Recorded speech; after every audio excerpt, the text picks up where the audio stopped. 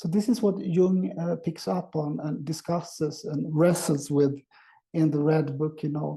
What does this mean to imitate Christ? What does it mean to be a Christian today? Jung then asked in the 1913, 14, 15.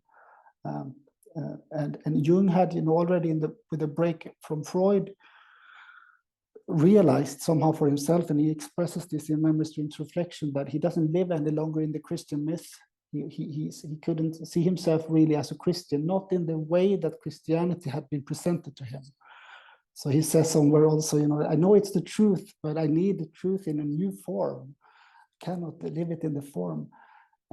So imitation of Christ is this sort of core concept, and Jung then wrestles with the concept of imitating Christ and turns it into, almost, it's very, how should I say, it's a very reformative or rebellious sort of take on imitation of Christ, because actually the conclusion he comes to is in order to imitate Christ today, I should not imitate Christ. To imitate Christ would be, the complete, false way to walk. I need to live life as free and as, truthfully as Jesus Christ did. I need to sort of not follow anyone, but follow my path. So there's, instead of following Jesus or, maybe setting him as an example, he says that the example of Jesus is sort of to go against the values of the collective. So he's stressing and emphasizes Jesus, I would say, a rebellious aspect. This aspect of, tearing down the temple, or like, wanting, the reformer again.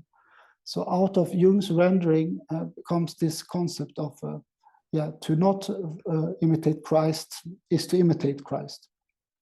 And that, we can see sort of the seed of his theory of individuation. So where he speaks, about, again, it's a disidentification with collective values in order to find a path that is, truly yours.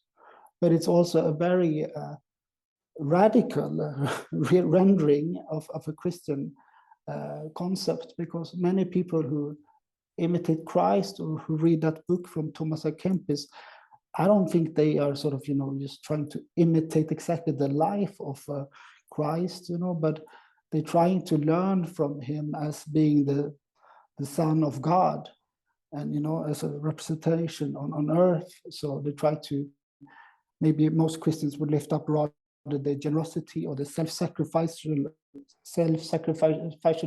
nature of, Christ, rather than his rebellious aspects. But that's what Jung emphasizes a lot.